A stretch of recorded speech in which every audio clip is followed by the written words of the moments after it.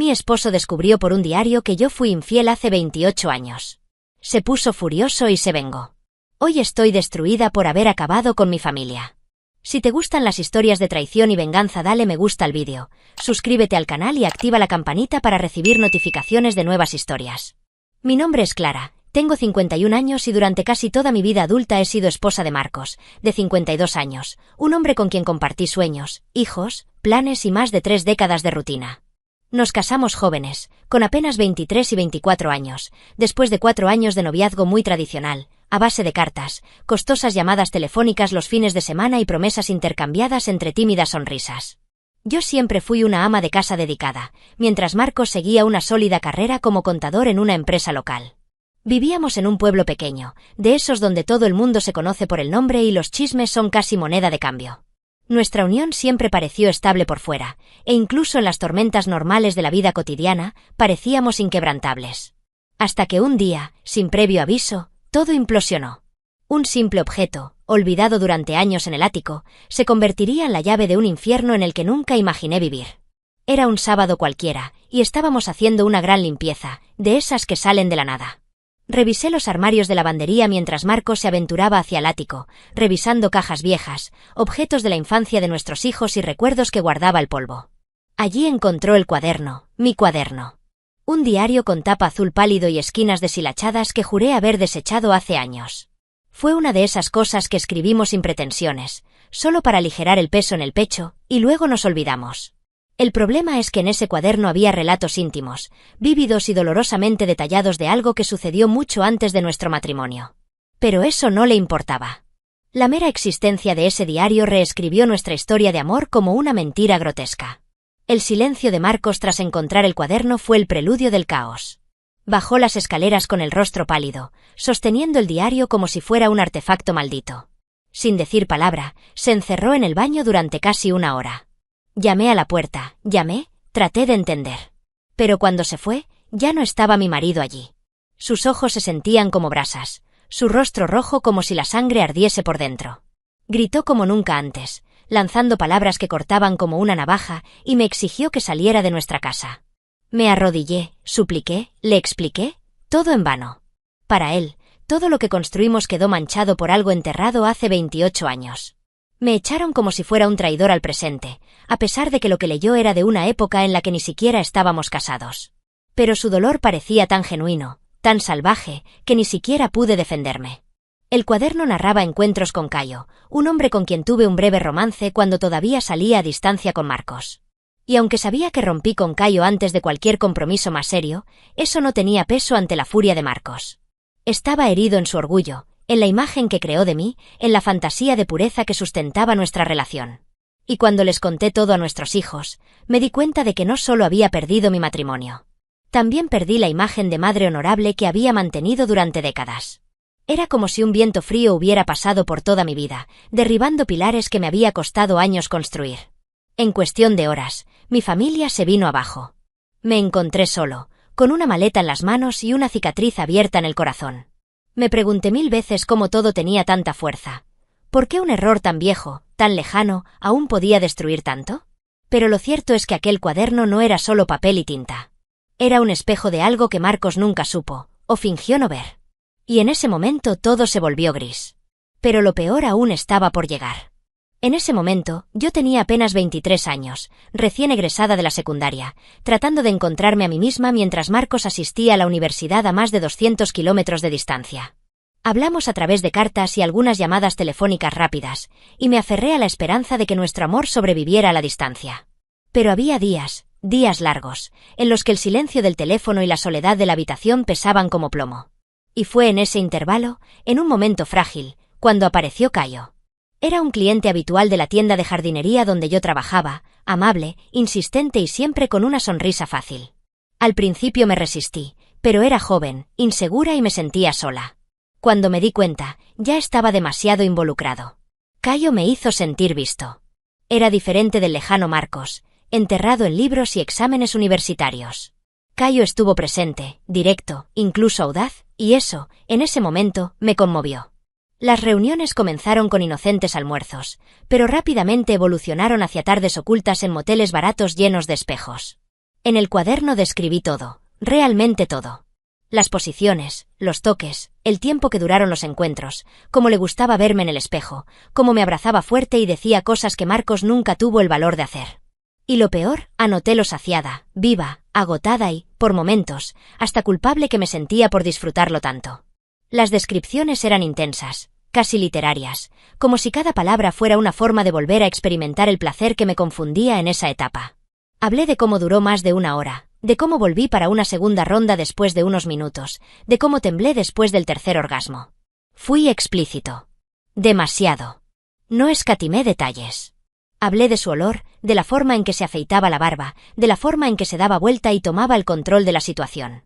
Todo esto fue registrado en primera persona, como una mujer joven que no tenía con quien compartir sus sentimientos, y luego lo expresó todo en papel. Era un diario, no una petición de perdón. Era la confesión silenciosa de una niña que intentaba entender lo que estaba haciendo. Pero terminé. Cuando el sentimiento de culpa se hizo mayor que el placer, cuando la imagen de Marcos volvió a mi mente como un peso y una verdad, terminé todo con frialdad.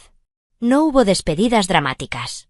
Simplemente dejé en claro que tenía que terminar, y así fue. Caio entendió, o fingió entender, y yo volví a centrarme en nuestra historia. Poco después Marcos regresó de la universidad, nos casamos y mi vida siguió adelante. Nunca volví a buscar a Caio. Nunca lo volví a ver. Nunca volví a tocar ese cuaderno. Fue olvidado, como una cicatriz que aprendemos a ocultar. Hasta que, por ironía del destino, fue encontrado por quienes nunca debieron leerlo. Y entonces todo se hizo humo. Porque cuando Marcos leyó esas palabras, cada una escrita con la intensidad y brutalidad de la juventud, no pudo separar la mujer que fui de la mujer que soy. Se apegó a los relatos de placer, a la forma en que yo describía cada sensación, como si fuera una traición viva y palpitante. Y entiendo su dolor. Realmente lo entiendo. Simplemente no puedo aceptar que 30 años de lealtad, compañerismo y amor puedan ser borrados por 15 citas que sucedieron incluso antes de que estuviéramos comprometidos. Pero para él no era el cuándo. Fue el cómo. Eso es lo que dije en el papel. Y eso lo destruyó por dentro. Marcos estuvo casi una hora encerrado en el baño con la libreta en las manos. En el interior, el sonido del extractor ahogó el pesado silencio de la casa y sentí una ansiedad creciente que me consumía por dentro. Toqué varias veces la puerta, lo llamé, le pregunté si todo estaba bien, sin tener idea de la tormenta que se avecinaba al otro lado. Cuando finalmente se fue, la expresión que vi en su rostro fue una que nunca olvidaré. Tenía los ojos inyectados en sangre, las venas de su cuello resaltaban y el cuaderno estaba arrugado en sus manos como si hubiera intentado destruirlo con la fuerza del odio. El Marcos que me miró en ese momento, no era el hombre con el que había construido una vida. Era un extraño. Un enemigo. Lo primero que hizo fue gritar. Y no era un grito ordinario, era un grito primitivo y feroz que parecía venir de dentro. Comenzó a maldecirme con palabras que nunca antes había usado, palabras que me hicieron temblar. Palabras que prefiero no repetir. Entré en shock. Intenté explicarle, intenté acercarme, pero él me empujó. No levantó la mano, pero la mirada fue suficiente. Me miró como si fuera basura. Como si fuera una amenaza. Un error que quería borrar de su propia vida. El tono de su voz me atravesó como un cuchillo. Y lo único que pude hacer fue llorar y pedirle que me escuchara. Me arrodillé. Literalmente. Me arrodillé en el frío suelo de la habitación y le rogué que me escuchara. Le dije que ya había sido antes, que yo era otra persona, que nuestro amor era real, que mi lealtad siempre había sido inquebrantable desde el primer día de matrimonio. Pero no entró nada. Estaba sordo. Sordos de ira, de dolor, de orgullo herido. Fue al teléfono, llamó a mi madre y le dijo que iría allí de inmediato. Me dijo que tomara mis cosas y me fuera. Dijo que si no salía sano y salvo, me llevaría a la fuerza. El hombre que una vez me había sostenido durante el dolor de mi primer nacimiento ahora me estaba echando fuera como una carga no deseada. Me fui. Con los ojos hinchados, la ropa arrugada y el corazón roto. Rápidamente agarré una maleta, tiré algunas cosas adentro y salí como si fuera un invasor de la casa donde cría a mis hijos. Mientras bajaba las escaleras del porche lo oí hablar por teléfono y entendí que ya me estaba contando todo. Todo. No lo pensó 2 veces antes de exponer la historia a nuestros hijos. Y eso dolió más que los gritos, más que la expulsión.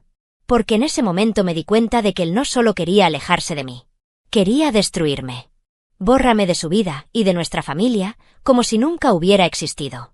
Lo que pasó en las siguientes horas parece borroso, una pesadilla en la que yo era espectador de mi propia ruina. En menos de un día, mi matrimonio de casi 3 décadas se convirtió en polvo.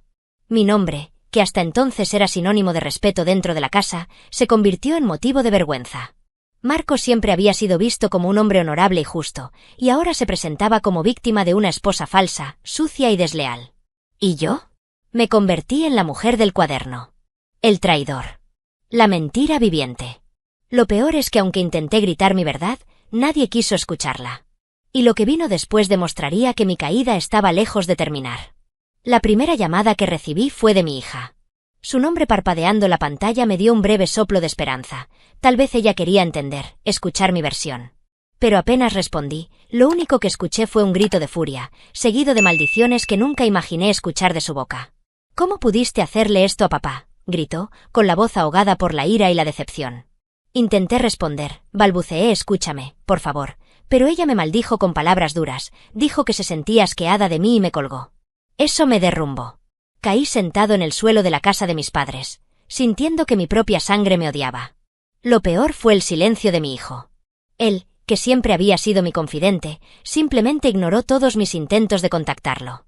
Llamé, envié mensajes, escribí un correo largo explicándolo todo, nada. Me borró de su vida como quien borra una aplicación inútil.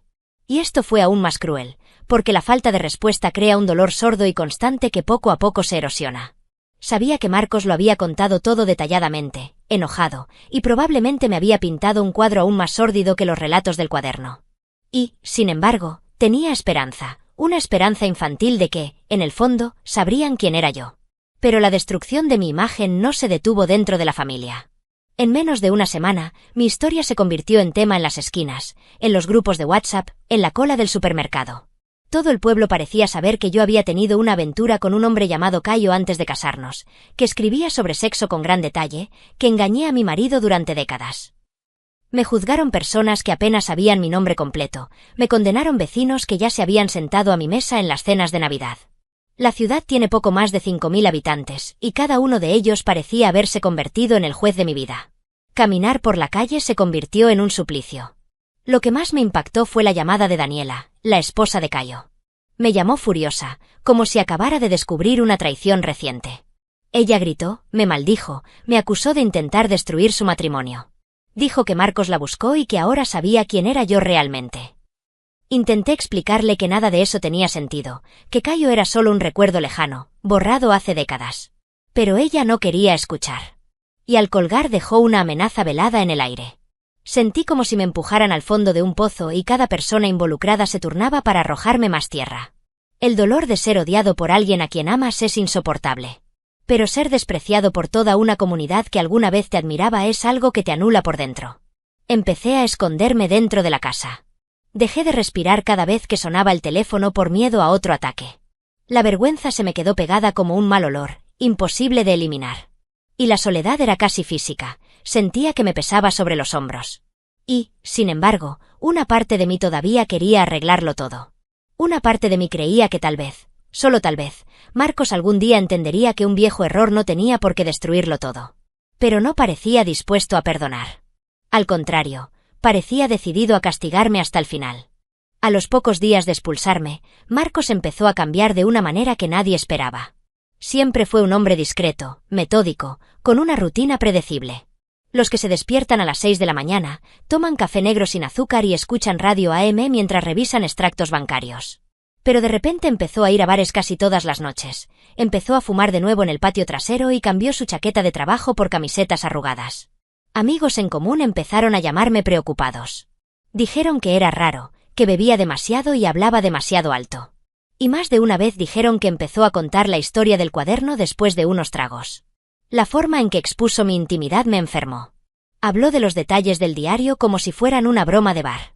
Se reía sarcásticamente, imitaba mi voz, repetía frases que escribí cuando tenía 23 años con tono de disgusto y burla. Le dije a extraños cuánto tiempo describí cómo duraron las reuniones, las posiciones, las reacciones. Y lo que solía ser nuestro drama personal se convirtió en un espectáculo público. Se alimentó de la indignación de la gente. Parecía prosperar gracias a la revuelta que provocó. Como si cada nueva confesión fuera un ladrillo más en el muro que estaba construyendo entre nosotros, un muro de vergüenza, ira y desprecio. Por más que me exponía, sabía que Marcos no se encontraba bien. Todo lo que tenías que hacer era mirar una foto reciente de él para entenderlo. El rostro envejecido en semanas, los ojos hundidos, la postura encorvada. Era como si el dolor hubiera devorado al hombre que era por dentro y lo que quedaba fuera solo el cadáver de un marido devastado. La imagen del sentado en la barra, compartiendo detalles íntimos de mi juventud con desconocidos, me provocó una mezcla de dolor y lástima. Y por primera vez sentí miedo de a dónde podría llevarme esto. No solo emocionalmente, sino físicamente. No dormía, no comía adecuadamente, no atendía a sus hijos con frecuencia. Estaba en caída libre. Pero al mismo tiempo seguía siendo cruel. Porque incluso en este estado, parecía encontrar placer en lastimarme. Era como si cada palabra dicha, cada exposición pública, fuera una forma de llegar a mí. Y golpeó. No podía dormir sabiendo que mi nombre se estaba convirtiendo en el hazmerreír de la mesa de un bar. Que personas que ni siquiera conocía ahora conocían detalles de mi vida íntima, de un error enterrado durante décadas. Sentí vergüenza, asco, pero también una extraña clase de pena. Lucho por un hombre que todavía respiraba, pero que ya no reconocía. Poco a poco comencé a comprender que ese Marcos, el que buscaba hacerme daño tan intensamente, no era el hombre con el que me casé. Era una sombra de él. Una versión rota, vengativa y peligrosa. Y eso me puso en un dilema constante. Odiaba lo que estaba haciendo, pero una parte de mí todavía lo amaba. Todavía lo veía como mi marido. Todavía quería acercarme y pedirle que regresara. Que se cure. Que me escuchara. Pero cada vez que tenía esa esperanza, él me pisoteaba un poco más. Y lo que vino después demostró que aún no había terminado de castigarme. Después de 2 semanas en casa de mis padres, Marcos me envió un seco mensaje. Puedes volver. Resolvamos la parte práctica. Nada más. Sin hola, sin preguntas. Regresar a casa fue como una oportunidad para respirar, intentar hablar y tal vez reconstruir algo. Pero lo que me esperaba no era la reconciliación, era un castigo silencioso y meticulosamente planeado.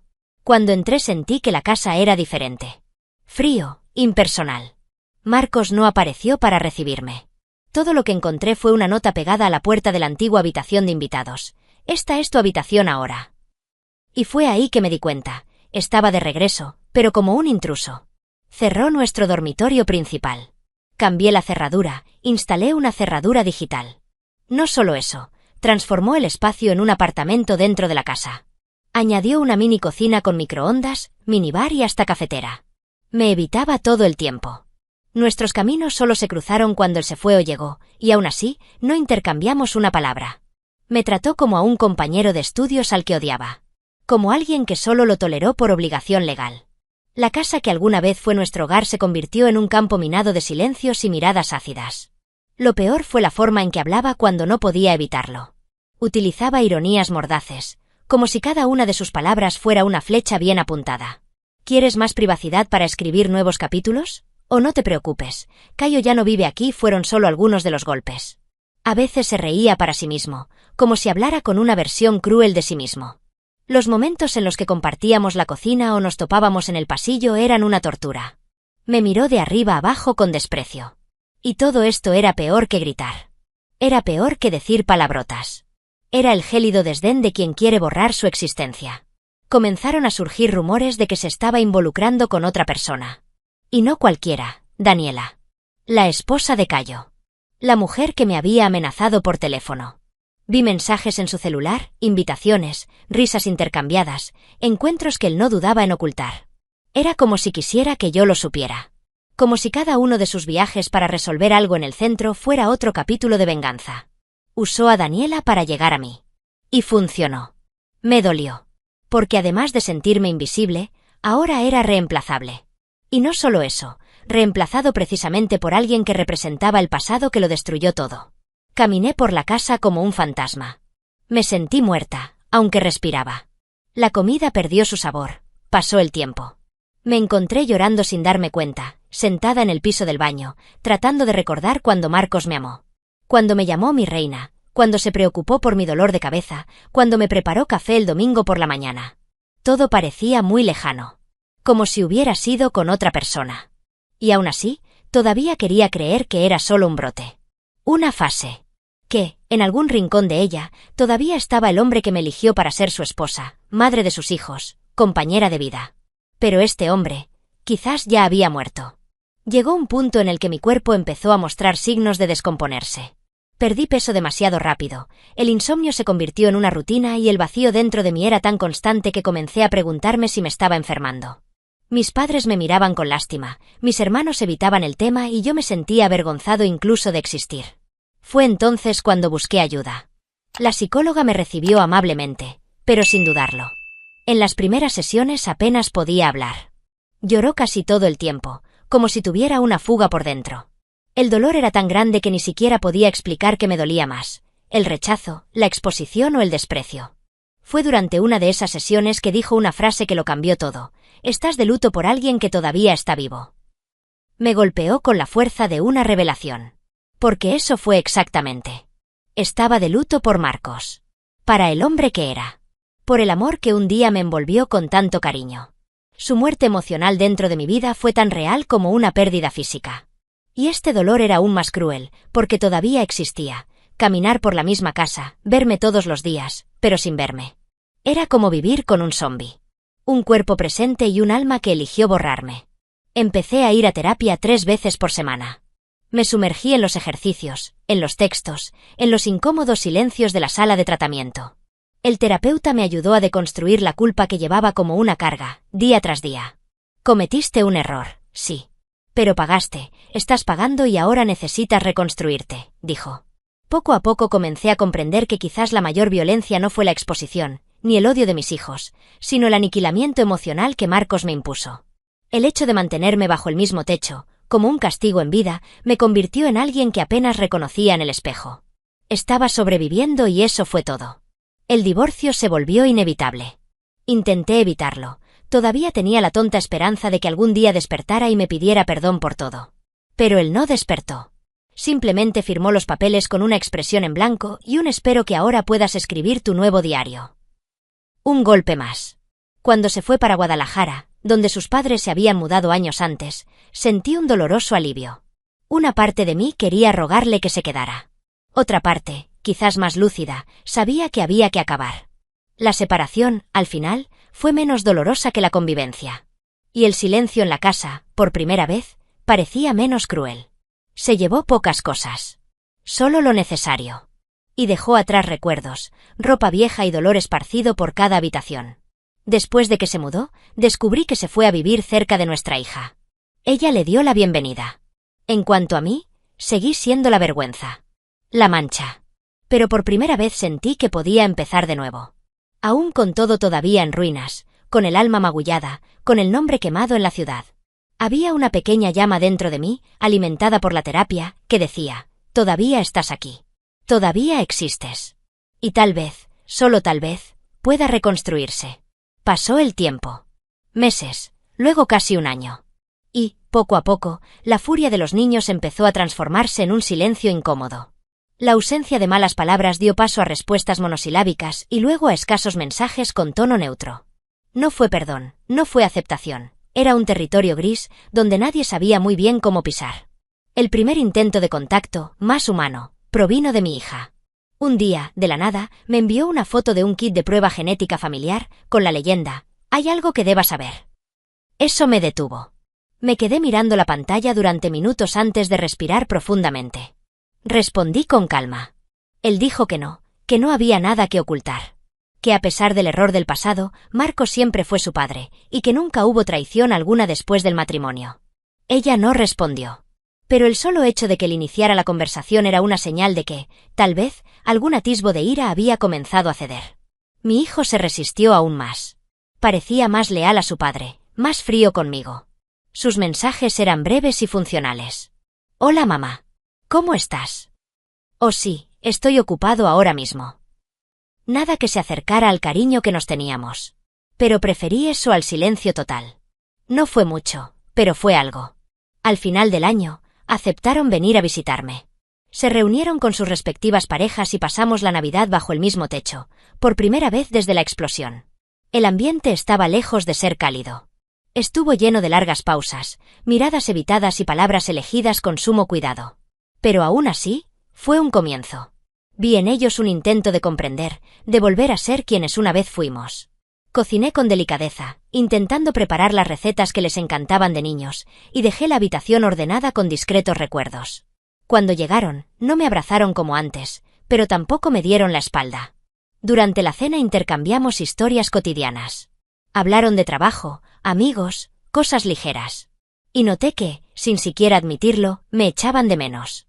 De hecho, la hija sonrió 1 o 2 veces. El hijo evitó mi mirada, pero no se levantó de la mesa. Fue allí donde me di cuenta. El dolor aún existía, pero también el amor. Quizás el tiempo pueda curar al menos parte de esta herida. Después de que se fueron, lloré. No tristeza, sino un alivio agridulce. Porque por primera vez desde todo, sentí que tal vez no estaba completamente sola. Todavía había una posibilidad. Incluso con la visita, el peso de la desconfianza siguió persistiendo. Sabía que en sus mentes todavía había preguntas sin resolver. Que tal vez sospechaban más cosas. Que pudieran dudar de mí cuando dije te amo. Pero estaba dispuesto a recuperar su confianza paso a paso, sin prisas. Porque, sobre todo, son mi corazón fuera de mi cuerpo. Y si pudiera tener una segunda oportunidad como madre, aunque nunca más como esposa, sería un nuevo comienzo digno. Pero todavía no podía imaginar lo que el destino estaba a punto de depararme, un gesto de Marcos que reavivaría un peligroso hilo de esperanza. Después de la visita de los niños, algo cambió dentro de mí. No era exactamente esperanza, sino un sutil deseo de al menos reconstruir los escombros de mi vida. Decidí visitarlos en Puebla y Monterrey, aunque no sabía cómo me recibirían. Aceptaron y yo quedé contento con la invitación, pero fui con el corazón en la mano. Mientras planeaba el viaje, recibí un mensaje inesperado de Marcos. Directo, cortante, pero extrañamente receptivo. Si quieres puedes quedarte aquí en mi casa de Guadalajara. Tengo espacio. Eso arruinó todo dentro de mí. Me quedé congelada mirando la pantalla, tratando de entender qué había detrás de esas palabras. Acepté. Contra todas mis defensas emocionales, contra todo lo que viví y escuché, acepté. Tal vez por anhelo, tal vez por carencia, tal vez por ese hilo de amor al que todavía me aferraba, aunque estaba todo hecho jirones. Me recibió con formalidad, una cortesía que no olía a perdón, pero tampoco a ira abierta. Tenía una sonrisa controlada, miradas de reojo y una calma practicada. No hablamos mucho, pero él parecía receptivo, incluso un poco nostálgico. ¿Recuerdas nuestro primer viaje?, preguntó, y sonreí por primera vez en meses. Todo fue muy extraño. Pero quería creer. Necesitaba creer. Por la noche sugirió vino. Dijo que había comprado mi favorito, y realmente lo estaba, como si estuviera tratando de complacerme. Bebimos, brindamos sin motivo alguno y la tensión entre nosotros pareció evaporarse. Hablamos de los niños, de la ciudad, de las tonterías del pasado. Él se rió suavemente, como en los viejos tiempos. Y cuando me senté en el sofá junto a él, él fue quien tomó mi mano.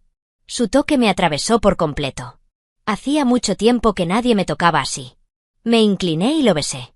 Un beso que él respondió de inmediato, con prisa, con hambre, con una intensidad que interpreté como añoranza, pero que hoy entiendo como otra cosa. Me llevó a su habitación con determinación silenciosa. Ya lo había preparado todo. Sábanas limpias, una lámpara encendida, incluso música instrumental en voz baja sonando de fondo. Y fue allí donde me entregué en cuerpo y alma, pensando que me acogían de nuevo, que por fin empezaba de nuevo. Pero no fue eso. Me guió con firmeza, como si cada movimiento estuviera ensayado. Me dio la vuelta, tiró de mí y tomó el control total.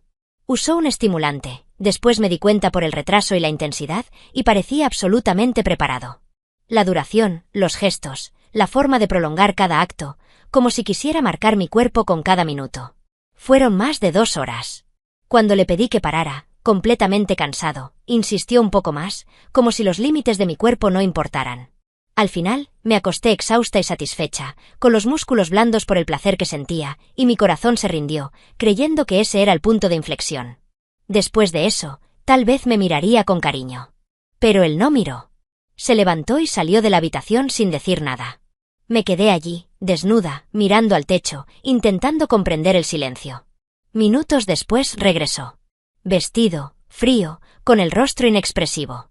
En su mano, un billete de dinero doblado. Lo arrojó sobre el colchón y dijo: «Toma. Tu billete de vuelta. O como quieras llamarlo. Al fin y al cabo, así tratamos a una mujer en la vida». Me tomó unos segundos entenderlo. Me quedé paralizada. Mi cuerpo todavía estaba caliente, sudoroso, rendido, y mi alma sentía como si me estuvieran dando un puñetazo. Se acercó a la puerta, me miró con desprecio y dijo: «Como parece que te gustó, así como te gustó con Cayo, puedes escribir sobre eso también». Y se rió. Se rió. Esa risa seca, vacía y sarcástica. Todo mi cuerpo se enfrió. Me levanté en silencio. Me vestí despacio, como quien esconde sus propias piezas. No lo miré. No lloré delante de él. Simplemente agarré mi maleta y me fui. Incluso tuvo la osadía de decir: «Fue una gran inversión. Ahora puedo tacharla de la lista». De camino a la estación de autobuses, estaba temblando. Cada paso se sentía pesado.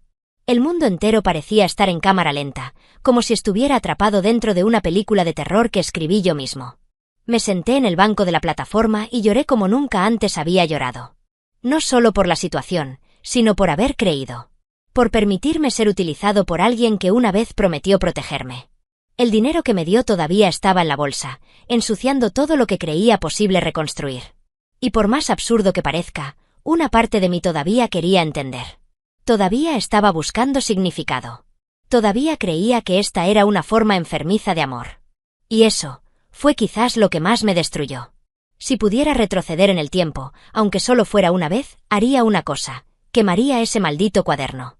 Lo habría tirado, desgarrado página por página, borrado con fuego el registro de un error que estaba pegado en el papel pero que explotó como dinamita en mi vida. Él ya no era parte de mí. Era un viejo recuerdo, una herida cicatrizada que nunca imaginé que volvería a sangrar. Pero lo dejé pasar. Olvidado. Abandonado como un libro viejo. Y eso es lo que me condenó. No el error en sí, sino la prueba del mismo, almacenada como si mereciera conservarla para siempre. Y ahora parece que el precio ha sido mayor que cualquier culpa que haya sentido alguna vez. El arrepentimiento es un veneno lento. Y lo bebo todos los días. No por lo que ocurrió hace 28 años, sino por lo que vino después. Por la destrucción que causé sin querer. Por el sufrimiento que sufrí en las personas que más amaba. He sido fiel durante casi 3 décadas. Me dediqué con todo lo que tenía a mi esposo, a mis hijos, a la casa que construimos. Nunca he tocado a otro hombre. Ni siquiera volví a querer otro camino. Pero eso no importó en absoluto cuando la tinta del diario habló más fuerte. Cuando Marcos leyó cada palabra escrita por una niña inmadura y terriblemente necesitada, la mujer en la que me había convertido desapareció. Lo que pasó en Guadalajara fue quizás el colmo de mis esperanzas. La vergüenza todavía late a través de mí. Todavía me despierto al amanecer sintiendo el peso de su mano, el olor a vino, la sensación de ser utilizada como un muñeco desechable, y al mismo tiempo extraño estar con él y el placer que sentí, todo mezclado en mi cabeza. Y lo peor es que él planeó todo. No solo me dio la bienvenida, sino que incluso fue amable y esperó a que me ofreciera y luego me aplastó. Me trató como a un objeto y luego como a una molestia. Y, sin embargo, algo dentro de mí se niega a borrar por completo lo que vivimos. ¿Por qué hay algo más perverso que el amor no resuelto?